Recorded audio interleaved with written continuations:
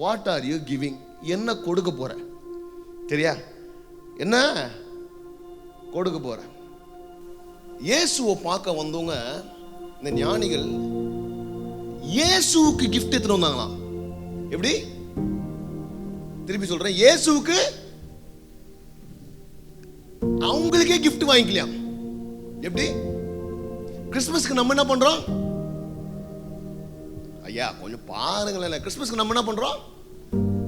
Christmas ட்ரீல அந்த gift box எல்லாம் அடுக்கி வச்சிருது, நம்மளுக்கே கிஃப்ட் வாங்கிக்கிறோம். கிறிஸ்துமஸ்க்கு அர்த்தம் புரிய மாட்டேங்குதா? தப்பா புரிஞ்சுக்கிறீங்க. கத்த சொல்றாரு, கிறிஸ்துமஸ்க்கு கிஃப்ட் கொடுக்கணும், உனக்கு வாங்கிக்கிறது இல்ல. அந்த புடவைக்கு இந்த சூட்டு, இந்த ஷர்ட்டுக்கு அந்த பேண்ட், இந்த பேண்ட்டுக்கு இந்த ஷூ, இந்த watch. What are you getting for Christmas? அவர்கள் கொடுக்க ஆரம்பிச்சாங்க தேவ பிள்ளைகளே. இப்போ என் கேள்வி, என்ன கொடுக்குற? இவங்க என்ன கொடுத்தாங்கன்னு கவனிக்கணும். என்ன கொடுத்தாங்க? வாசிங்க 2:11. அவர்கள் அந்த வீட்டுக்குள் பிரவேசித்து பிள்ளையையும் அதன் தாயாகிய மரியாதையும் கண்டு சாஷ்டாங்கமாய் விழுந்து அதை பணிந்து கொண்டு தங்கள் பொக்கிஷங்களை திறந்து பொன்னையும், அது என்ன யாருங்க? கோல்டு, அப்புறம் தூப வர்க்கத்தையும் வெள்ளை போலத்தையும் அதற்கு காணிக்கையாக வைத்தார். First gold.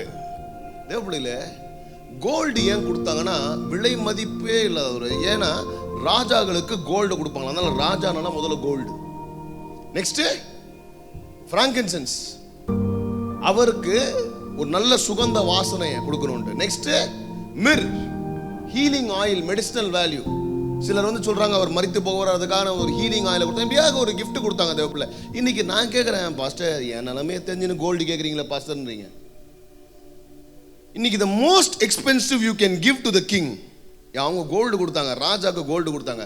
The most expensive the gift you can give to the king is giving control to him in your life. எத்தனை பேர் ஆமென் சொல்றீங்க?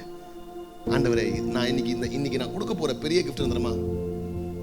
என்கிட்ட இருக்கிற சொத்து பத்துலாம் இல்லை, என்கிட்ட இருக்கிறது எல்லாமே கண்ட்ரோல் நீங்க தான். என்ன எல்லாத்துக்கும் நீங்க தான் ராஜா. கர்த்தரை நம்ம வாழ்க்கையில ராஜா வாக்குறது தான் அவருக்கு பெரிய கிஃப்ட். எத்தனை பேர் ஆமென் சொல்றீங்க?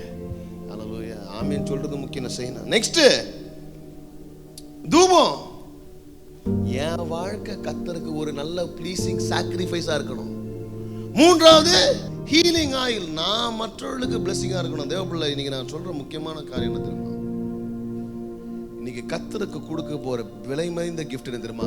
ஃபர்ஸ்ட் நம்ப, அடுத்தது ஆத்துமாக்கள். அல்லேலூயா. இன்னைக்கு இந்த வருஷம் முடியுது, போன வருஷமா போச்சு, புது வருஷமா அது. இந்த வருஷத்துல எத்தனை பேர்கிட்ட இயேசுவை பத்தி சொன்னீங்க? எத்தனை ஆத்துமாக்கள் ஆதாயம் பண்ணீங்க தேவ பிள்ளைகளை? வருஷம் கேட்கிறாரு, அவரும் கேட்கிறாரு. நேத்து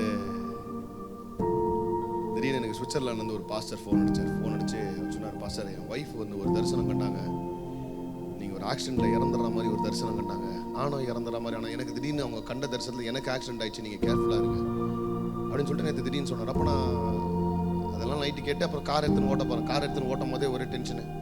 இப்போ தானடா சொன்னான் அப்படின்னு சொல்லிட்டு அப்புறம் என் கொஸ்டின் ஒன்றே வந்தேன், நான் காரை ஓட்டணும் ஆண்டவரே, இருக்கிற வரைக்கும் எத்தனை ஆத்துமாக்கள் நான் கொண்டு வந்தேன், இன்னும் லைஃப் கொடுத்தா ஆத்துமாக்கள் கொண்டு வரேன், இல்லைனாலும் கொண்டு வந்த ஆத்துமாக்களுக்கு ஸ்தோத்திரம்.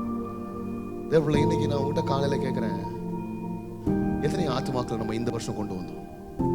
நாடா இவர் ரொம்ப சீரியஸாக பேசுகிற. Very seriously we need to think.